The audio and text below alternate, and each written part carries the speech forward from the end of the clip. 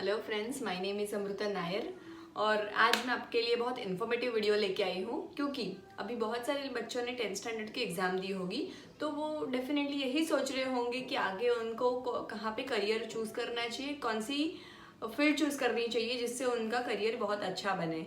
तो आइए मैं आपको आज उसके बारे में बताने वाली हूँ कि 10th स्टैंडर्ड के बाद क्या करना चाहिए and specifically why to choose commerce. तो चलिए फ्रेंड्स, हम लोग जानते हैं कि 10th स्टैंडर्ड के बाद आपको करियर कैसे चूज करना चाहिए।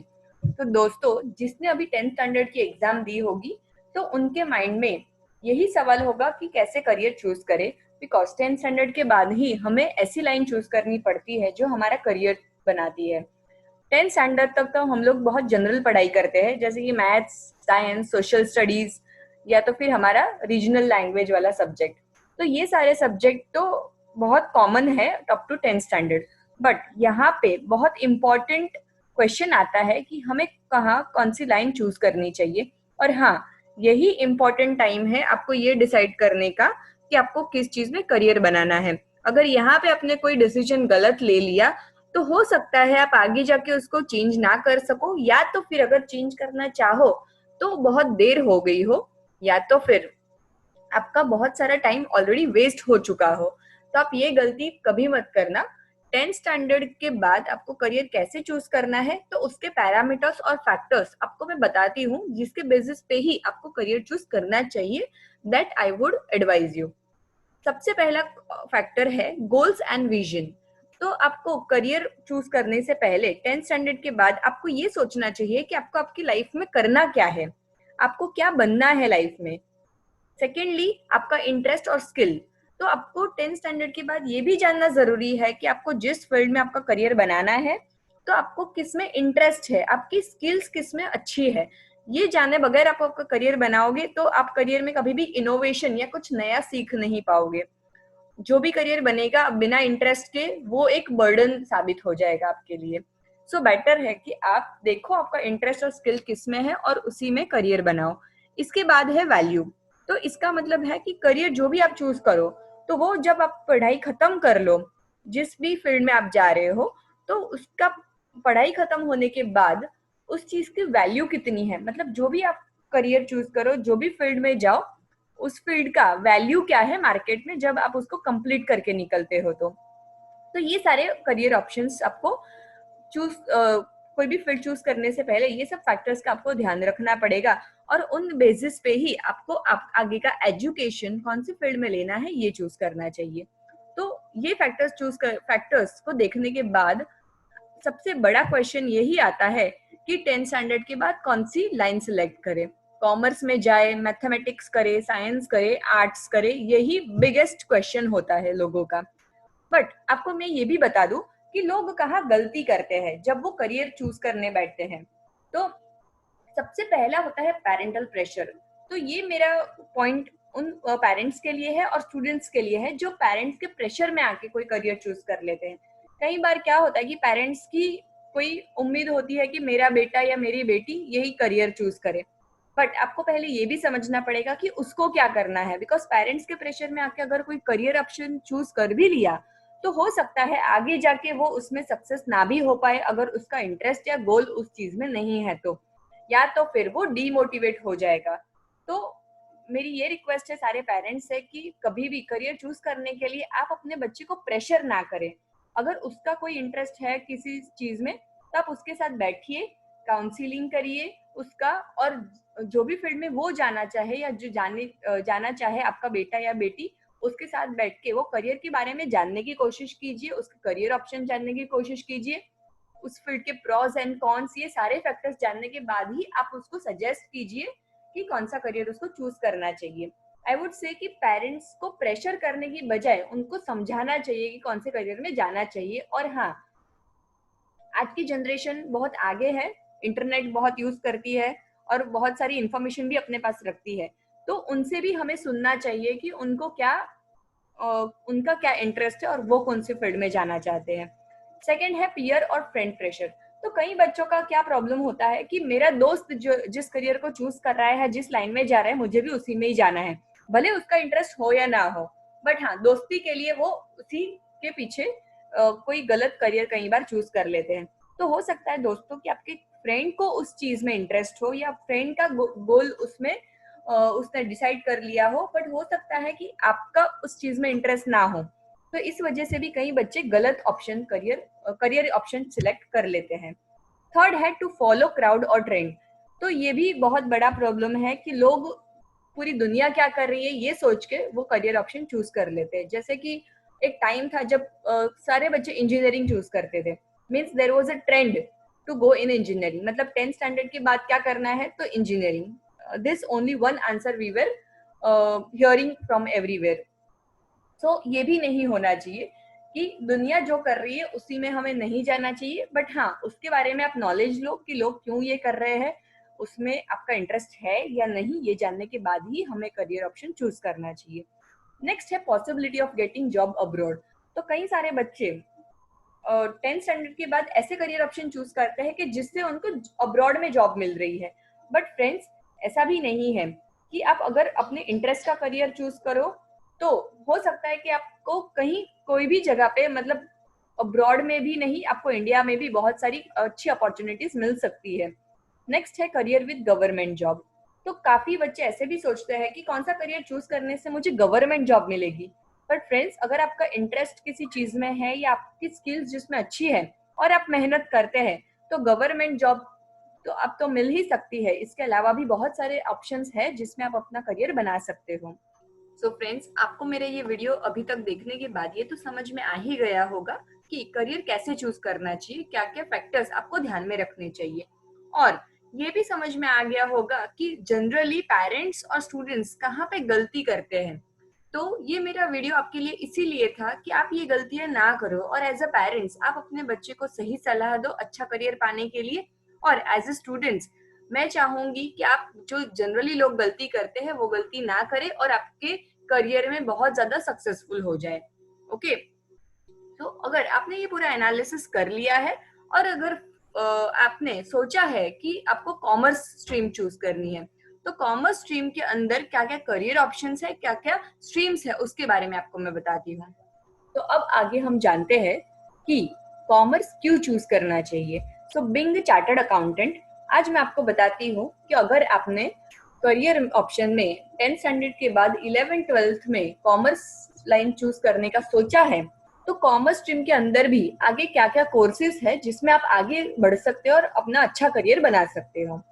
तो सबसे पहले आप कॉमर्स में 11th 12th के बाद ग्रेजुएशन कर सकते हो। तो ग्रेजुएशन के ड्यूरेशन, ग्रेजुएशन डिग्री का ड्यूरेशन है 3 साल का। तो ग्रेजुएशन में आपके पास क्या क्या ऑप्शंस है, तो पहला ऑप्शन है बीकॉम डिग्री, जो जनरली बहुत सारी पॉपुलेशन जो कॉमर्स लेती है वो करती है।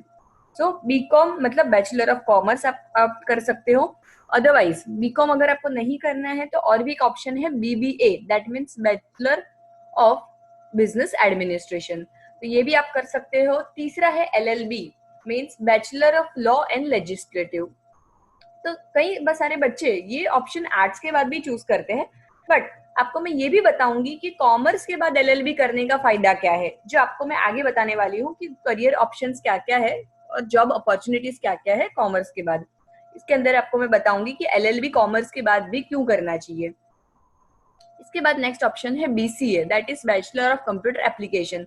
सो फ्रेंड्स ऐसा नहीं है कि बीसीए के लिए आपको इंजीनियरिंग लाइन या कोई साइंस की लाइन ही चूज करनी चाहिए, बट कई सारे ऐसे भी बच्चे होते हैं कि जो 11th 12th कॉमर्स करने के बाद भी बीसीए ऑप्ट करते हैं अगर उनको कंप्यूटर लाइन में इंटरेस्ट है तो।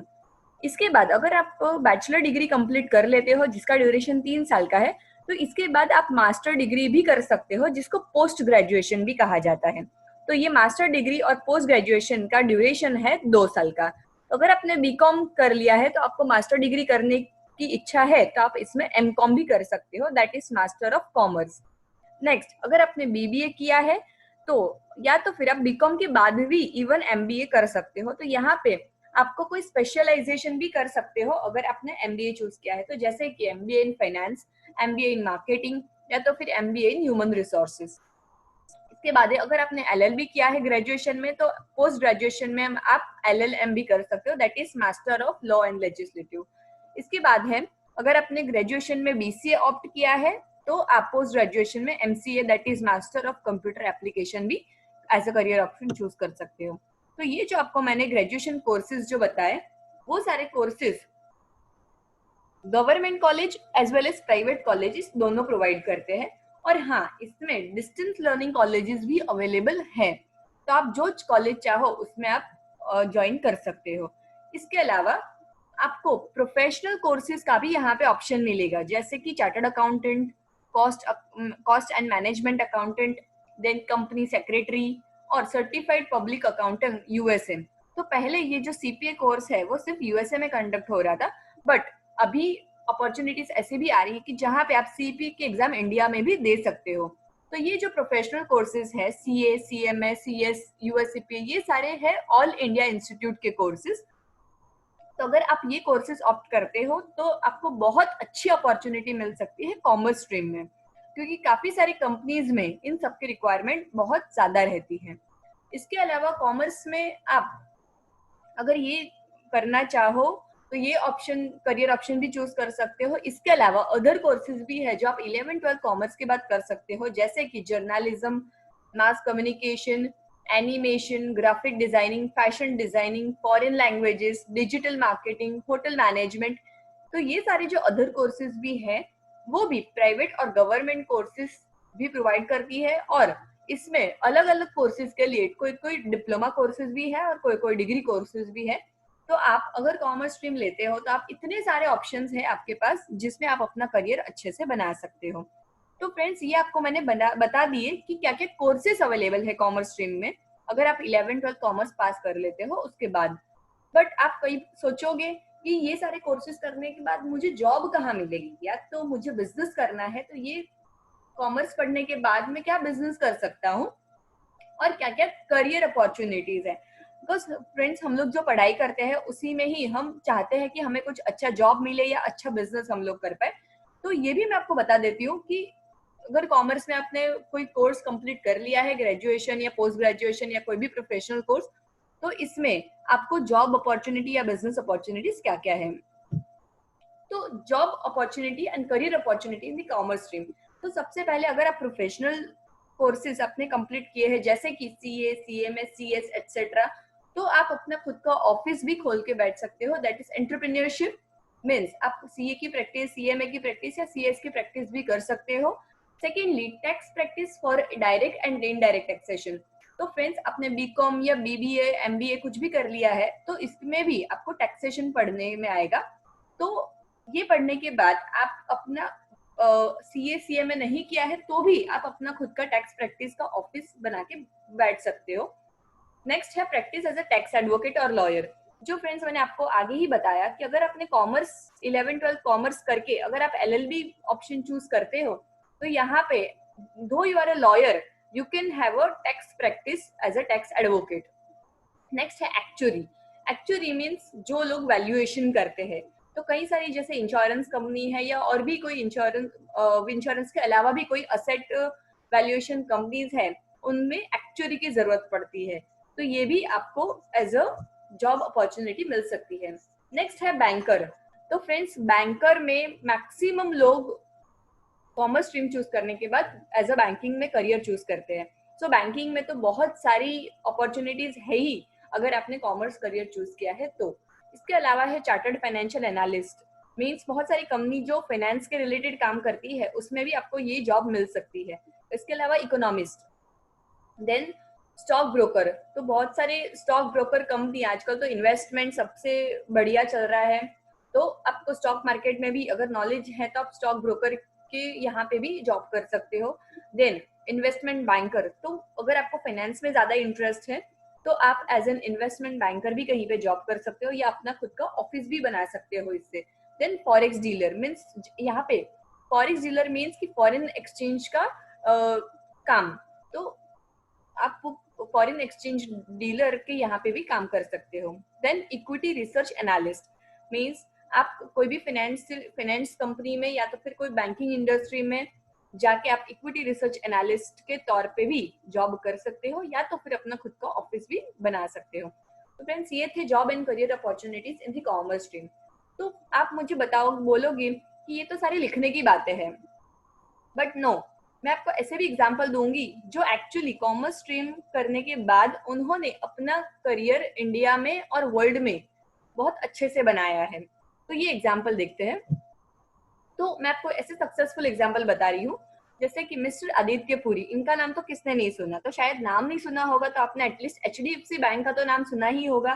तो ये है Mister Aditya Puri, the MD and CEO of HDFC bank. तो इनका क्वालिफिकेशन क्या है? BCom plus chartered accountant.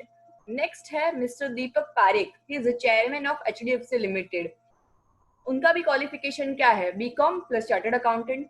तो Mister Deepak Parekh is the main person जिन्होंने HDFC बैंक और HDFC लिमिटेड का नाम आज दुनिया में रोशन किया है। और यही दो नाम ऐसे हैं कि जिनकी वजह से HDFC बैंक पूरे स्टॉक मार्केट का मैक्सिमम मार्केट वैल्यूएशन कैरी करती है। नेक्स्ट है मिस्टर राकेश झुनझुनवाला, जो है स्टॉक मार्केट इन्वेस्टर। मींस पूरी दुनिया या तो फिर पूरा स्टॉक मार्केट के जितने भी इन्वेस्टर हैं वो मिस्टर राकेश झुनझुनवाला की ट्रांजैक्शन देख के ही अपना इन्वेस्टमेंट करती है। इसीलिए उनको बोला जाता है वॉरेन बफेट ऑफ इंडिया। अब क्यों उनको वॉरेन बफेट ऑफ इंडिया कहा जाता है, ये जानना है तो आप गूगल सर्च भी कर सकते हो इनके बारे में। तो फ्रेंड्स, ये सबसे बड़े इन्वेस्टर है स्टॉक मार्केट के, तो इनका भी क्वालिफिकेशन क्या है? BCom plus chartered accountant. इसके बाद आता है नंबर मिस्टर उदय कोटक।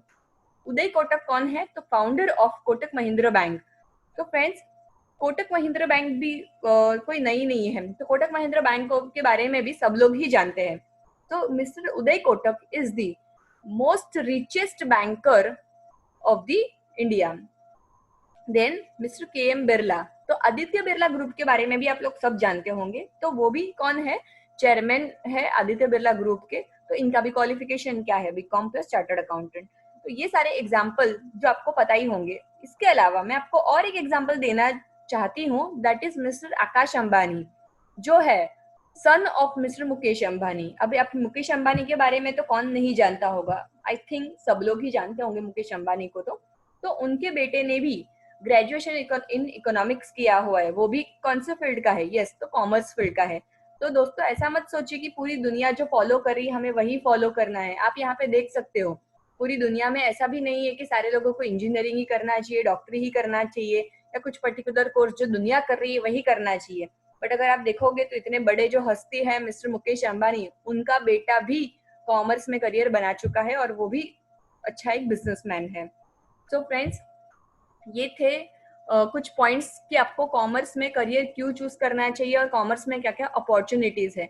तो आप अपने इंटरेस्ट को जानिए, तो आपको जो चूज करना है उसके प्रॉज एंड कॉन्स, उसकी करियर अपॉर्चुनिटीज, इन सब के बारे में स्टडी कीजिए और फिर ही अपना करियर चूज कीजिए।